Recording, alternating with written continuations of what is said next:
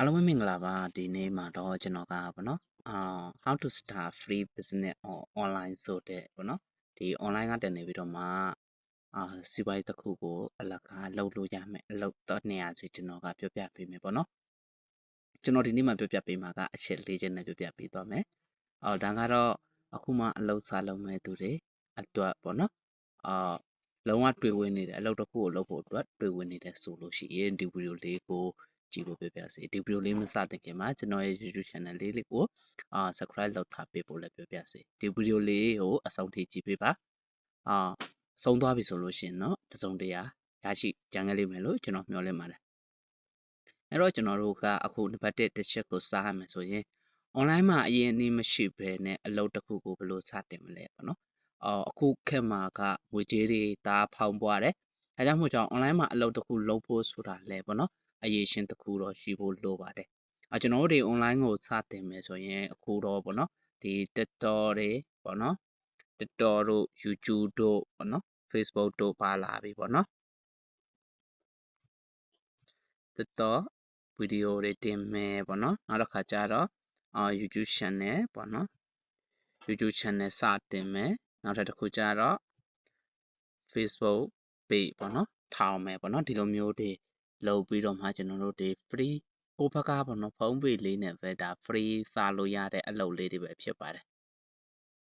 နောက်တစ်ခါဒုတိယတစ်ခုကကြတော့အလွယ်ကူဆုံး online လောက်ကပါလဲဆိုတော့ကျွန်တော်အနေနဲ့လွယ်ကူတာဆိုလို့ရှင်တော့ပေါ့နော်ဒါ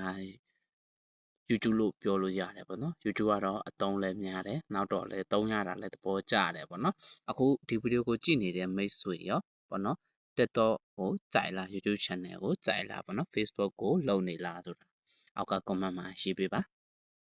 နောက်တစ်ခါကျတော့မြန်မာပြည်ကနေဘယ်လိုမျိုးအလုပ်လုပ်မလဲပေါ့နော်မြန်မာပြည်ကတည်နေပြီးတော့မှအလုပ်လုပ်ဖို့ဆိုရင်တော့ကျွန်တော်တို့ဒီအနှဲငယ်ခဲရင်နိုင်ပါတယ်ခဲတွေ့နိုင်ပါတယ်ဘာကြောင့်လဲဆိုတော့ပေါ့နော်ကျွန်တော်တို့ရဲ့ဒီမြန်မာ region က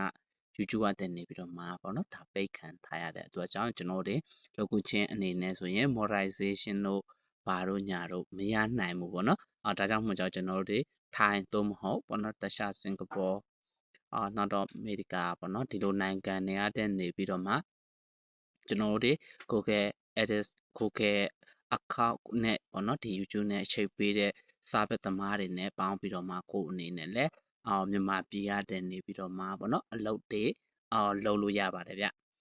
နောက်ထပ်တစ်ခုကတော့ကျွန်တော်ကပေါ့နော်ဒါအခုဒီဗီဒီယိုကိုကြည့်နေတဲ့နိုင်ငံခြားကလူတွေဆိုရင်ပေါ့နော်ကောင်းပါတယ်ဒါနိုင်ငံခြားကအတွက်ပါနိုင်ငံခြားကနေရောဘယ်လိုမျိုးအလုပ်တွေလုပ်ရမလဲပေါ့နော်နိုင်ငံခြားကနေလုပ်လို့ရတဲ့အလုပ်တွေကတော့တော်တော်များပါတယ်ဒီမှာပေါ့နော်အထူးသဖြင့်ကျွန်တော်ဆိုရင်ပေါ့နော်ထိုင်းမှာနေခဲ့တော့ငါဆိုရင်ဘာလုပ်လဲဆိုတော့လက်စတာလုပ်တယ်ပေါ့နော်လက်စတာလုပ်တယ်လက်စတာတွေလုပ်တယ်နောက်ပြီးကြလို့ရှိရင်ကျွန်တော်တို့ဒီ TikTok shop ပေါ့နော်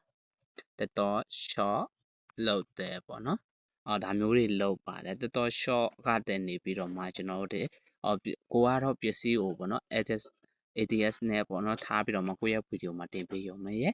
ဒါပေမဲ့ပေါ့နော်ဒီဝယ်ချင်တဲ့သူကတော့ကိုယ့်ရဲ့ပစ္စည်းကိုနှိပ်လိုက်တာနဲ့အတန်းပဲပေါ့နော်ဒီကိုယ့်ရဲ့ account ဒါမှမဟုတ်ရင်ကိုယ့်ရဲ့ wallet ထဲကိုပေါ့နော် percentage နဲ့ရလာပါတယ်ထိုင်းနိုင်ငံမှာအသုံးများတာကတော့ထိုင်းလက်စတာပေါ့နော်ထိုင်းလက်စတာဆိုလို့ရှိရင်လည်းကျွန်တော်တို့ပစ္စည်းတွေမှာပေးတာပဲဖြစ်ဖြစ်ပေါ့နော်မြန်မာပြည်ကဝယ်ချင်တဲ့သူတွေကိုပစ္စည်းတွေမှာပေးလို့ရှင်လည်းအဆင်ပြေပါတယ်ဗျထိုင်းလက်စတာနဲ့ပတ်သက်ပြီးတော့မှာပေါ့နော်ကြည့်ချင်တယ်ဆိုလို့ရှိရင်เนาะကျွန်တော်တို့ဒီဘယ်လိုပြောမလဲဒီ YouTube channel မှာကျွန်တော်တင်ထားတဲ့ဗီဒီယိုတစ်ပုဒ်ရှိပါတယ်ကျွန်တော်ရဲ့ဒီဗီဒီယို link မှာလည်းတင်ထားပေးပါမယ်ဗျ